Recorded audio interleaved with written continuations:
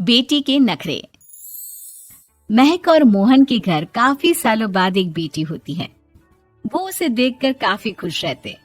उस बच्ची की छोटी सी छोटी चीजों का ख्याल रखते। अरे महक बेटा, चाहे लड़का हो या लड़की, इतनी आजादी नहीं देते, बच्चा बिगड़ जाता है। आपको पता ही क्या है सासू माँ, चुप रहिए। हम दोनों कमाते ही क्यों हैं? इन बच्चों के लिए ना। देखिए तो कैसे प्यारे प्यारे पैरों से चल रही है, कितनी प्यारी लग रही है। अब मैं क्या इसके पैर काट कर बेड पर बिठा दूं इसे? अरे मैंने ऐसा तो नहीं कहा। मेरे कहने का मतलब ये था कि बस करो ना माँ, क्या सारा दिन टोका चाकी करती रहती हो। अरे करने दो ना जो कर रही है। दोनों मियाँ बीवी अपने अपने काम में लग जाते हैं और सास मंदिर चली जाती है। लेकिन बेटी सौम्या घर में तेल का डिब्बा लेकर फैला देती है। घर को तो मैं पराठे की तरह सेक दूंगी। मैंने सारा तेल फैला दिया, अब मैं इसे सेक दूंगी। महक कमरे में आती है जहाँ सारे तरफ तेल ही तेल फैला हुआ होता है। अरे मोहन देखो तो, अपनी छोटी सी बच्ची की हरकत, पूरे घर में तेल फैला दिया।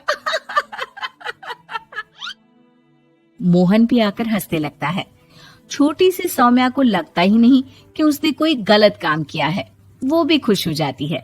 अब तो आए दिन वो कोई ना कोई नया नुकसान करती।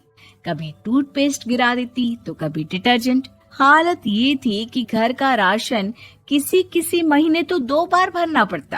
रोज ये कोई ना कोई नुकसान करके खड़ी होती है। अरे तो क्या हो गया माँ जी, बच्ची है, बच्चों वाले काम ही करेगी ना। आप बिना पता नहीं क्यों उसी के पीछे पड़ी होती हैं। धीरे धीरे सौम्या बड़ी होती है। एक दिन, माँ देखो दरवाजा खोलो, वो ऑनलाइन मैंने जीन्स मंगवाई थी, वो आई होगी। 3,000 दे देना और पैकेट ले लेना। 3,000? ऐसे कैसे जीन्स है बेटा, ये तो बहुत बड़ा अमाउंट है। माँ फालतू बात थोड़ा कम ही किया करो और जल्दी जाओ, वरना समझ लो खाना नहीं खाऊंगी मैं आज सारा दिन। सास वहीं खड़ी सब देख रही थी, लेकिन अब तो उन्होंने भी बोलना छोड़ दिया था। अब तो आए दिन सौम्या के खर्चे बढ़ते ही जा रहे थे। कभी महंगी ड्रेस तो कभी दोस्तों के साथ पार्टी। पैसे दे दो तो ठीक, ना दो तो घर में कलेश। ये सब तुम्हारे ही कारण हुआ है। देख रही हो कैसी हरकतें हो रही है इसकी। रात के 8 बज गए हैं लेकिन महारानी जी घर पर है ही नहीं। तभी सौम्या पड़ोस के लड़की के साथ वहाँ आती है। ओके बाय रोहन, कल फिर मिलेंगे, लव यू। ये क्या हरकत है सौम्या, आज तो तुमने हद ही पार कर दी। पापा कब से परेशान है। और ये लड़का कौन है? तभी पास खड़ी सास बोलती है, देखो महक, आज तक मैंने कहा नहीं था लेकिन मैं आज कहूंगी, क्योंकि ये मेरे घर का मामला है। मैं नहीं चाहती कि मेरे बेटे का खानदान खराब हो या फिर कोई हम लोगों के घर के लिए बात करे। जाओ इसे ऊपर कमरे में छोड़ाओ, इससे कल बात करेंगे। मॉम देखो ना दादी क्या बोल रही है, चुप कराओ ना इनको, जैसे हमेशा करा देती हो। महक को अपनी गलती का एहसास हो रहा था। वो चुपचाप खड़ी होती है। मोहन बेटी को अच्छे से कमरे में सुलाकर माँ के पास आता है। देखो ये लड़का ठीक नहीं है, अब तुम लोग इसकी शादी करवा दो, ससुराल वाले अपने आप देख लेंगे। शादी के बाद जिम्मेदारी पड़ेगी तो सब ठीक हो जाएगा। शादी अभी तो 25 की है ये। तो क्या 50 तक बैठाओगी? नहीं नहीं, ठीक कह रही है माँ, इसके लिए जल्दी से कोई लड़का देखता हूँ। अगले रोज सौम्या खाने के टेबल पर, मैं आप लोगों को बता देती हूँ, मैं रोहन से प्यार करती हूँ और उसी से शादी करूंगी। रोहन? वही ना सक्सेना का लड़का, वो सक्सेना जो पिछले महीने ही जेल से छूट कर आया है।